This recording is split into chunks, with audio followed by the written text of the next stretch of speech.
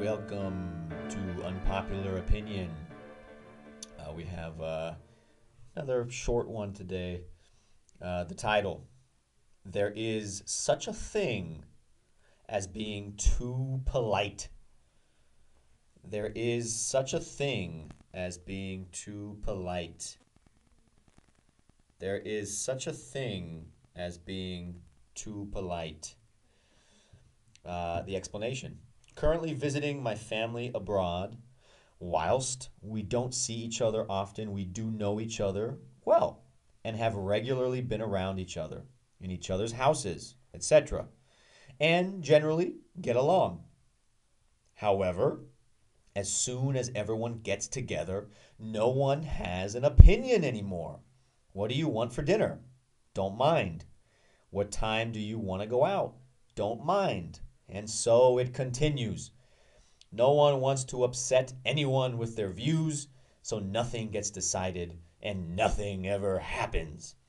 One example: my aunt, or my aunt, made apple pie and told everyone to help themselves. No one did.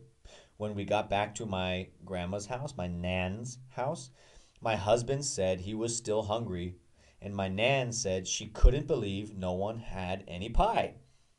So they would rather go hungry than get up and get some food? Anyway, maybe this isn't an unpopular opinion, but family therapy. Okay, so very short opinion there. I'm not gonna read it again. Go back and listen to it. If you want to keep it fresh in your brain, or if it was too fast, but go ahead and replay it if you need a review. But the title: There is such a thing. First, there is. Um, in English, the translation to Portuguese, right, of there, when we're making an observation, sometimes you're making, like, for example, if you are just describing or observing things in the room, in English, you would say there is, or there are, if it's plural. There is a computer in front of me. There is a blanket on my head. There is a microphone in front of my face. There are pillows around me to reduce noise. So in Portuguese, right? Tem isso, tem essa, tem isso, tem essa.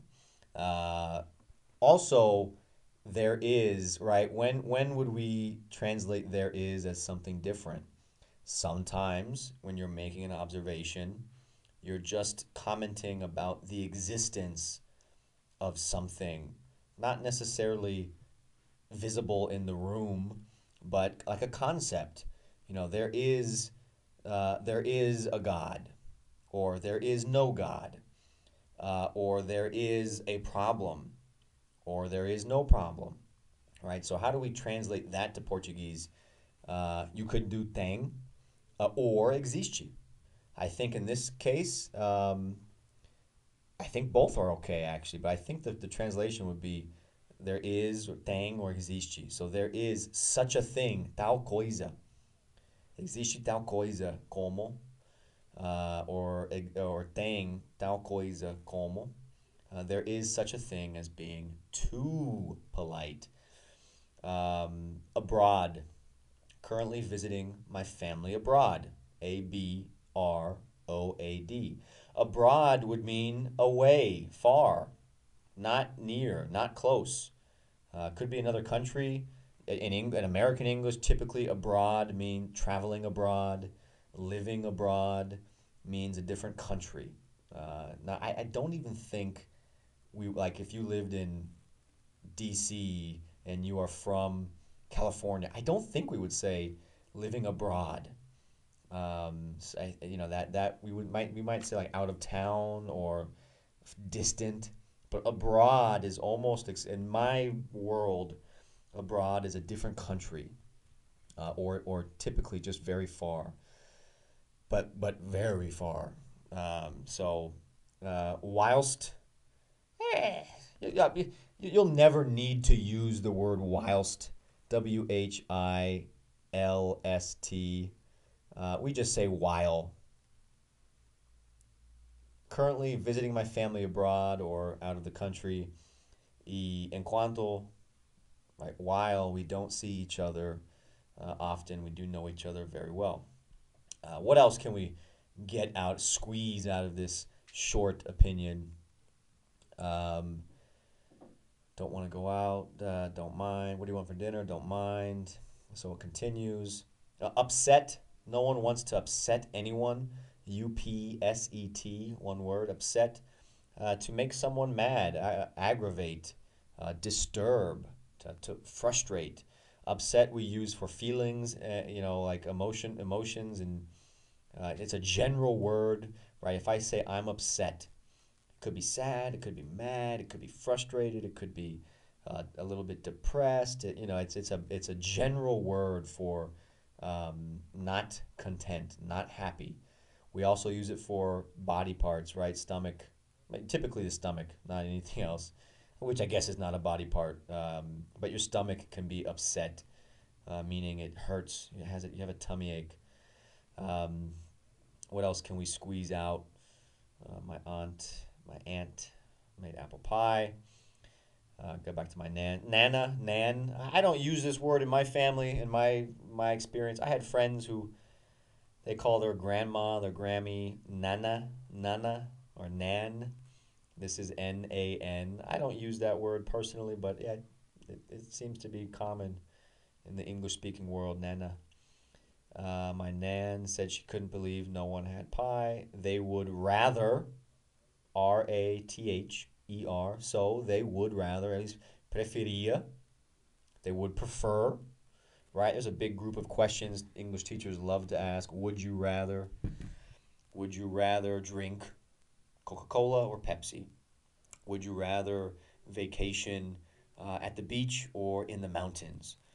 Would you rather do class now or later?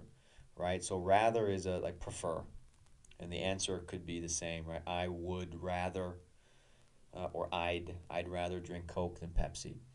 Um, get up, get some food. Yeah, not much to squeeze out here. I chose this one, I think, because of the topic. Is there such a, and again, the topic, the opinion. There is such a thing as being too polite. Existe tal coisa como ser educada demais, fora do limite. Yeah, I agree with this. And I'm definitely, I do this and I also notice it. So I'm someone who notices when people are too polite, or at least I believe they're being too polite, and I notice also when I am being maybe too polite or too easy, right? I think easy is the comment, being too easy or apathetic, right? I don't know if it's being too polite. I think it's just being a little bit too lazy, a little bit too relaxed. And I'm typically in that category of, hey, what do you want to eat? I don't care. I don't have any specific preference right now. I don't have an opinion about this. Or, hey, even something stupid like, and this is all stupid, but hey, do you want some water? And even if I'm thirsty, sometimes I will say, no, it's okay. No, no problem. No, don't worry about it.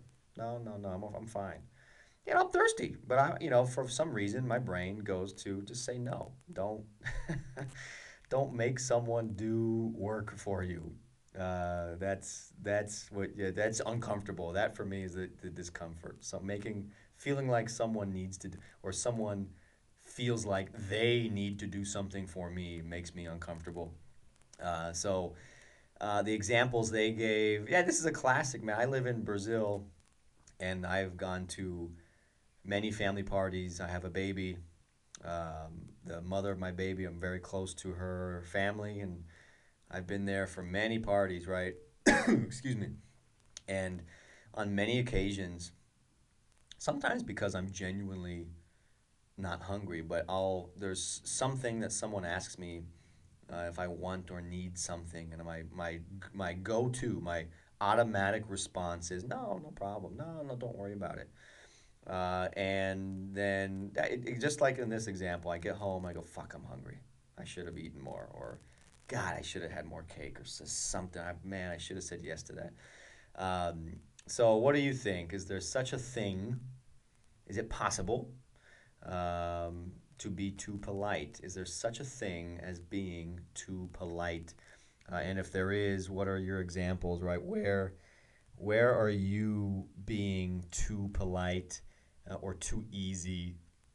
Is it with your husband or wife, your boyfriend, your girlfriend? When you're talking about the iFood options, is it, well, fuck, Netflix, right?